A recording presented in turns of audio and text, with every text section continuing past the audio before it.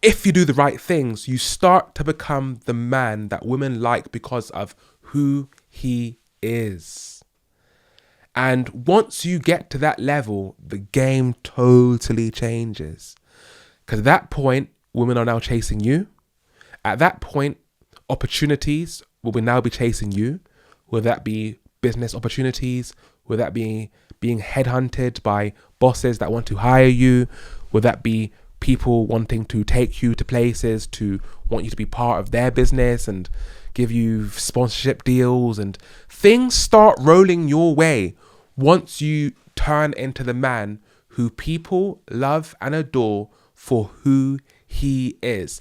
That's why nobody likes the nice guy, because the nice guy, people only like him for what he does.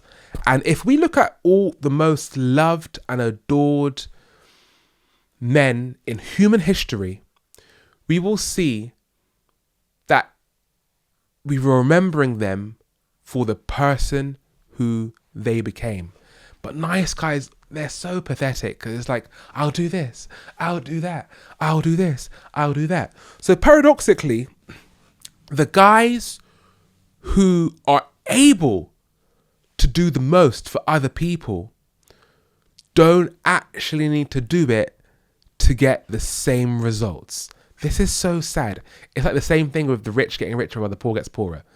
The guys who actually have the most to offer do not need to actually exert their power over anyone to get the same result. Okay, let's put that in a more literal sense.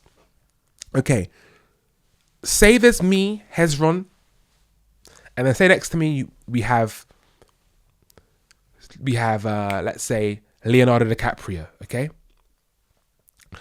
I cannot afford to take a woman to, let's say, the best hotel in America. Leonardo DiCaprio can do that without even thinking. Okay, if we have the same 10 out of 10 hottie right in front of us and we both like her, who actually has to go to the level of taking that amazing 10-10 woman to the best hotel and the best holiday in America? It's me. Even though I really can't afford it, but he can, I'm the one that's going to need to actually do it in order to compete with him.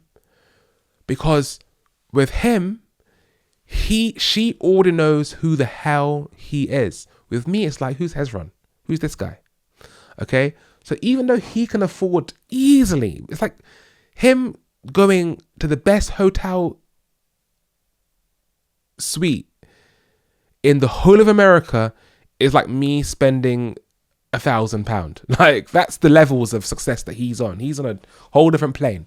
So it's going to hurt me way more than him, even though he doesn't even need to do it to get the girl.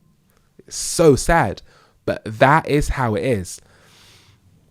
And it's the same thing with those who have the most money to buy things have the least need to buy things. Like, once you're successful and famous, you know, companies like Nike will be wanting to sponsor you to wear their clothes. So the more rich you get, the less money you even spend on certain things like clothes. Because if you're like Michael Jordan, you ain't got to buy new shoes. Whereas the guys who have nothing and, you know, can only afford to buy one pair of shoes for the whole year, and that's not even Air Jordans, because Air Jordans are too expensive for them, they're the ones that are going to struggle. While someone like Michael Jordan, he's getting free things for free. He's getting free clothes. Like, it's nuts. Like, all the time, like, I have the means now to go to restaurants more than I can ever go to in my previous life. But I have so many restaurants that I know I can walk in there right now and I'm walking in with a free meal.